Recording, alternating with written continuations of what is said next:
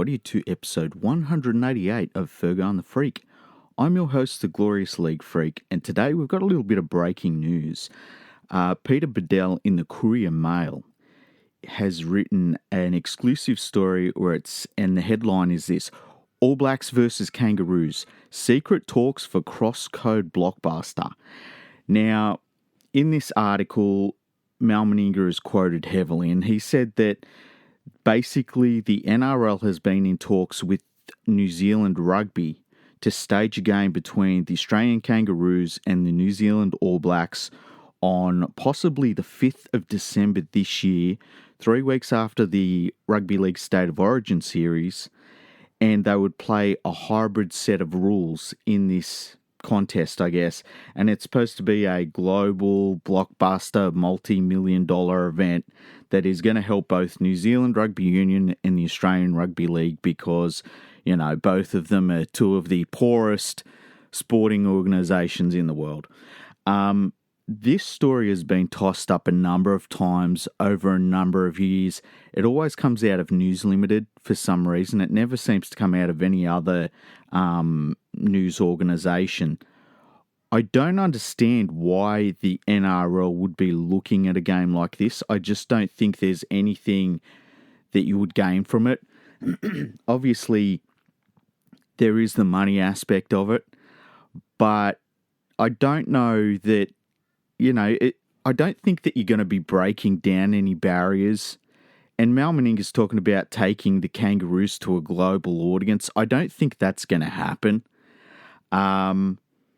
You know, and it also makes me wonder, like, does Mal Meninga honestly think that the Australian Kangaroos are that far down on the global pecking order that they need to play a Mickey Mouse game against a team from another sport, from a nation that has about the same population as Sydney does, to become a global entity? It just sounds a bit weird to me.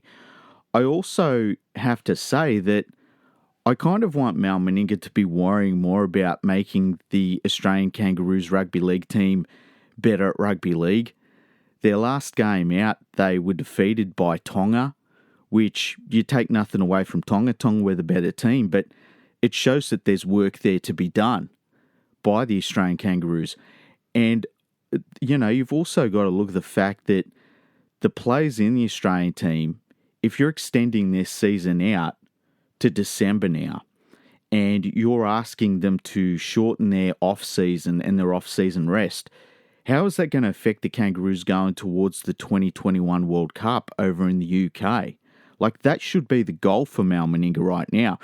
Not only that, but he should be looking at the Gold Coast Titans. I mean, he's there as a general manager sort of role. And I just don't understand why he would be looking at a contest like this when there are other, you know, there are other giants to slay in rugby league right now. Forget about all of this hybrid game bullshit. It's a weird one. It's a really weird one. It's a good story by Peter Bedell. You know, you can't say that it's a bad, you know, story. It's a pretty good exclusive. It's going to get a lot of hits. It's going to get a lot of people talking. It made me decide to sit down and record this as one of our breaking news episodes. Now, Peter Bedell on his Twitter account, when asked about how it would be contested and all that sort of stuff, 14 players aside, no line out, scrums will be league scrums, 8 tackle rolling mauls with no play the ball, which sounds really messy to me and kind of ridiculous. And he says, after 8th drive, team must kick. Other rules to be determined. So, you know, what do you say about a thing like this? It just seems a little bit silly to me. And I think that, you know, rugby league in Australia especially is not that short of cash. You know, we missed out on, a month and a half, and we're back into it. We'll have the State of Origin at the end of the year, which is a massive cash cow for rugby league, obviously. Hopefully we'll be able to have crowds by then. So they'll, you know, the NRL will get the full whack of gate takings. And, you know, I don't know if they're still going to be playing over in Adelaide, but that's a lot of money that comes from the South Australia government from that. But I don't know. I just think that this is a little bit of a silly story. And especially when you look at the rules that they would put in place, like who wants to watch 14-side rolling mauls and rolling, that crap in rugby union that they call a reset? Play the ball is what you want in a game like that. 14 players aside, that's just out the window. I think that's ridiculous. I don't know. I just think it's a silly story.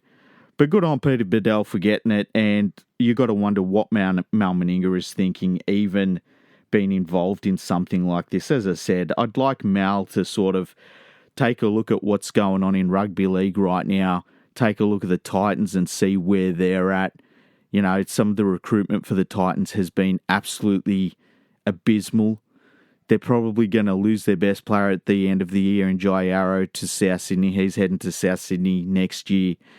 And if I was a Titans fan, I'd be absolutely furious that Mal Meninga is doing this sort of thing in the media while the Titans are just, absolutely terrible. So, I thought I'd bring this to you as a breaking news story. We're only going to do these for the stories that sort of jump out and are going to be massive stories. I think this one, I don't think it's a massive story, but it's one that people are going to be talking about, and why not get an episode out to you every so often that's about something that maybe you can have a think about during the day, and it's a little bit different. Anyway, if you want to follow us, you can find us on Fergo Freak Pod, basically everywhere, mostly on Twitter. Today we've actually broken our listener record for the last 24 hours, and we've also smashed through our listener record for the last month. So that's all about you lot. Thank you so much for doing that. Thank you so much for your support. The word of mouth and the way that you promote our podcast is absolutely amazing. We can't thank you all enough. Go to patreon.com/RL Project.